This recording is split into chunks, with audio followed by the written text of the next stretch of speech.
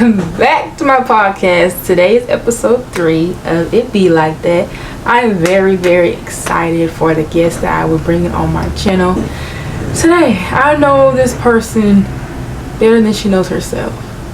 I love this person dearly.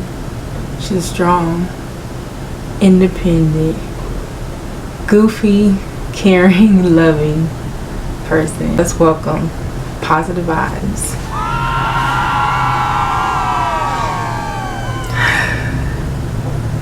Thanks for joining. I do have a few questions to ask you, so let's get started. You can be as real as you want to be. Get comfortable and let the people know your story. Where did the name Positive Vibes come from? I know there may be a lot of people who want to know this question as well. Like positive vibes. The name Positive Vibes actually came from a really dark place. I wasn't happy during the time, so that's odd that I named, my social media is Positive Vibes. But I felt like the only way to get a good outcome is to just believe that everything is going positive when really things weren't. So that name came from a dark place, and it was my Instagram name at first. It still is my Instagram name, but I put on my Instagram first, and then I decided to change it to my YouTube name. At first, my YouTube name was my real name. Then I changed it to Positive Vibes, and Positive Vibes had been on mainly all of my social media that I had so far. It's on my TikTok, it's on my Instagram, like I said, my YouTube. It's not on my Snapchat and other things, because those are more my own personal, apps and Facebook and stuff like that. But it's on like my other apps. Positive Vibes. I love that I chose that name because despite of what I was going through during the time, I still love to look at things in a positive aspect. Like there's always a light at the end of the tunnel. So I love the name Positive Vibes. I try to spread positivity on my channel, on all of my apps, all of my platforms. I try to spread positivity. I do it the best way that I can. I don't try to fake anything with y'all. So yeah, that's where Positive Vibes came from. It came from a really dark place. I don't know exactly how I came up with it, but like I said, it came from a dark place. I was very depressed, and you're gonna learn why. So yeah, it came from a dark place, and I was in school when I first started doing social media. So that's an interesting story. Have you ever been bullied? I have been bullied in school, online. I've been bullied, and it's an uncomfortable topic to talk about because I don't want to put myself back in that situation that I was in. I don't want to start feeling those emotions again because I'm finally out of that situation, because I've been bullied years ago. I'm grown now. As a kid, going to different schools, being the tallest girl in school, a lot of people didn't really give me a chance. I never had a boyfriend in school. Not that it matters, but it's like I never had to experience having a boyfriend in school. I never had too many friends. People just looked down upon me. Even though I did play sports, I played basketball in middle school and in high school. My basketball season was pretty good. I wasn't no pro basketball player, so I'm not getting into detail about playing basketball, but it was okay. I met new people. People weren't bullying me on the basketball team, but I know, there's comments here and there about me because I was the tallest girl, and maybe they expected more out of me, but I wasn't making a career out of basketball, just playing it because it was like a family tradition, basically. So yeah, bullied at school and online. I was mean too. I'm not gonna just sit here like, oh, I was perfect as a kid. You know, if people are mean to me, I always mean to them back. You know, fighting fire with fire. Not saying that's a good thing, but that's just how I was. And I'm trying to work on that each and every day, not to retaliate and just, you know, breathe in, breathe out, and turn the other cheek. That's what they say, you know, turn the other cheek. So yeah. And bullied online, you know, people can be so mean. I remember the situation. You know, like I'm the ugliest girl in the school, basically. It is what they said. I was in elementary during that time. And yeah, you know, that hurt. You would think I would like forget something like that, but how can you forget something like that? Being called, you know, the ugliest girl, and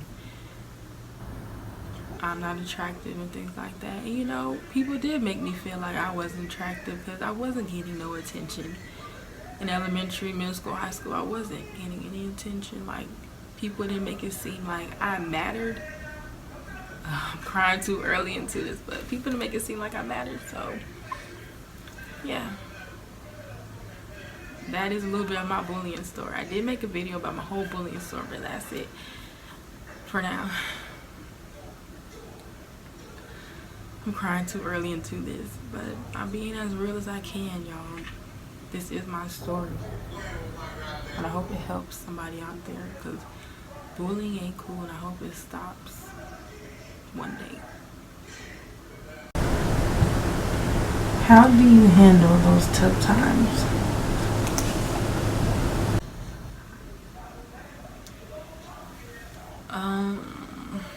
Handling tough times. How do I handle tough times? I feel like I dealt with the most when I was in school, and then in 9th grade, well, I finished 9th grade or whatever, and then started my sophomore year, I did online school because it was just, you know, people don't like you for no reason. People look down on you for no reason. I couldn't, you know, I could handle it, but I didn't want to take that anymore. That's when I got out of school. So when I handled those tough times, I guess it was by doing online school. And how I handle things now, I try to just take it a day at a time, because it is hard to deal with things. When you've been through a lot, when you've been through so much, it's hard to deal with tough times. You have to take it a day at a time. You can't handle it all at once.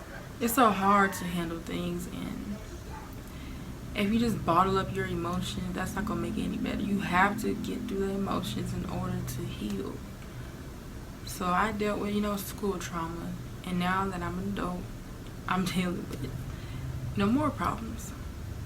But to get through the hard times for me, was just taking a day at a time, crying a lot, praying a lot, being depressed a lot.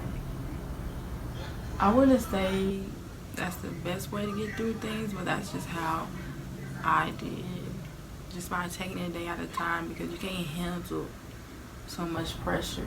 You just can't. I know I physically and mentally couldn't handle too much, so I just take it a day at a time. That's how I handle tough times.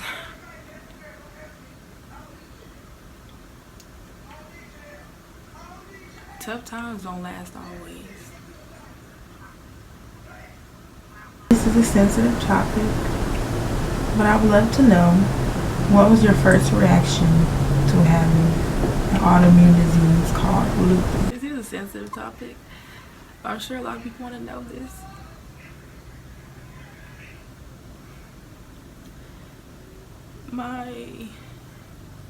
This is my first reaction to getting that call that I have an autoimmune disease. Crying, of course. How do you react? How do you react when the doctors are telling you you have something that there's no cure for? How am I supposed to feel? I already feel like an outsider growing up. Now having a disease that there's no cure for. How lonely do you think I feel now? Finding out that there's nothing I can do, but I'm a sick person because there's no cure for this disease. My first reaction, of course, crying. I was hating the world. I was hating everything around me. Like, after everything I've already been through, why do I get this sickness? Of course, I was angry. I'm like, lupus is such a serious condition. And I have it. Like, why does it have to be me? I can't be stressed. Doctors tell me not to be stressed. But my first reaction to having it, of course I'm stressed. I'm mad. I feel like there's nothing I could do. I'm blaming everybody. Like, why does it have to happen to me? Lupus is so serious, y'all. And I would say my first like symptoms and stuff was I couldn't get out the bed, couldn't move. There's so much pain. I didn't know it was because I had lupus. I didn't know what it was because I also have low iron. So, you know, I'm not thinking too much about it. I know there's something wrong with me. I just didn't know it was that serious. But I knew when it started getting serious when I had to get all this blood work done. Blood work after blood work after blood work. Doctors trying to figure out what's wrong with me. They see there's something wrong with me. They see I'm a very sick girl. They just have to get all this blood work done to see what is wrong with me. So, as I'm getting all the blood work done, like I said, I have low iron, and on top of having lupus, I also have arthritis. And here's how my fingers go. Sometimes they cramp up. You know, arthritis affect your hands, affect your bones. It's arthritis. So my doctor also told me how serious that was. And you know, I'm just heartbroken at this point. I have low iron, I have autoimmune disease, I have lupus, I have arthritis. Like, I don't want to say what now, what more, but it's like, this is a lot to take in. This is a lot to handle. And how can I handle this when I can barely handle being bullied? How can I handle this when I've been through so much when I was young? Like, autoimmune disease, there's no cure for it. What do I do now? So, my first reaction was hating the world. Even now, I try my best to get through this. It's hard, y'all. It's hard. It's so hard. This thing I have to deal with. What has been the scariest moment while having lupus so far? One of the scariest moments I had to experience while having lupus is having really bad chest pains, going to the hospital, and the doctor told me if you go home, you could die. After all of this, after all this stress, I'm at the hospital, I'm having really, really, really bad chest pains. The doctors not want me to leave for nothing in this world. They did not want me to leave, y'all. They told me, if you leave, you can die. I believe in God and trust in God so much. I left anyways, not being hard-headed, but I was going to see my doctor that next week anyways, and they also contacted my doctor and said that I refused to stay, which I did, because, you know, they're scaring me already. You know, I be stressed. And ever since I found out about this whole lupus situation, I've been more stressed. So when they told me, like, if you go home, you could die, I'm just like, well, I'll just be home because I'm not staying at the hospital and getting more tests done. I know what it is, but I'm also going to pray on it. That was one of the scariest moments I had to face so far. And a friend of mine, I've been on Facebook and stuff, she was also fighting this condition, and she recently passed this year. Rest in paradise to her. Y'all, this condition is so serious. And if you don't have anybody by your side, you will go crazy. You will feel like you're hopeless. because it's such a serious condition. You need somebody. You need a shoulder to cry on. You need somebody. It's not a joke. That was one of the scariest moments I had to face so far. Have you had any heartbreaks? I'm dealt with a heartbreak. Um, Guys do not care that you have autoimmune disease. I've learned that well. The guys that I came across did not care enough about me to even ask me how I've been doing, ask me how I'm doing, asking me how I'm managing all of this. They don't care. Guys just want one thing. And if they don't get that, they don't care about you. So my first heartbreak was last year. Maybe this year. So last year, things were good in the beginning. This was a long distance relationship, whatever, long distance situationship. This guy approached me. I seen him in person. Well, he seen me in person. Whatever. We met at this event. He seen me, found me on Facebook, and things were good in the beginning. Like always, things always turn out good in the beginning. I thought God sent this man. I pray to have somebody. I pray to have a man, a friend, just somebody I can confide in, somebody I can vent to when I'm going through these times. I thought it was from God, but it was from the devil because this man hurt me. Didn't care I couldn't be stressed out. Didn't care about my health. Didn't care. He used to post me and stuff, which I thought was cool, but I learned that he was only posting me to make his ex jealous because he is currently back with his ex.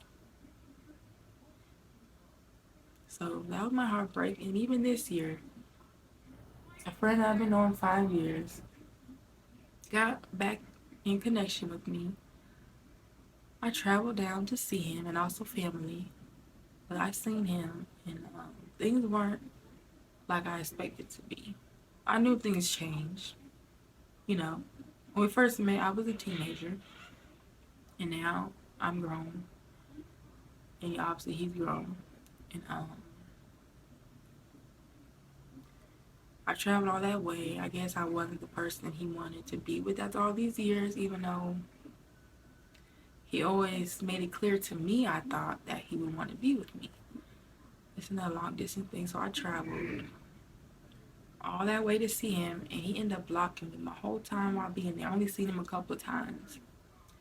So then he ended up blocking me, and I thought, we had a future together. He told me, I'll forever be in your corner, we're going to make this work this time, and all these lies. So, yeah, I had my heart broken. And not just saying lupus this, lupus that, but lupus is so serious I can't take another heartbreak, and I won't allow it. Yeah.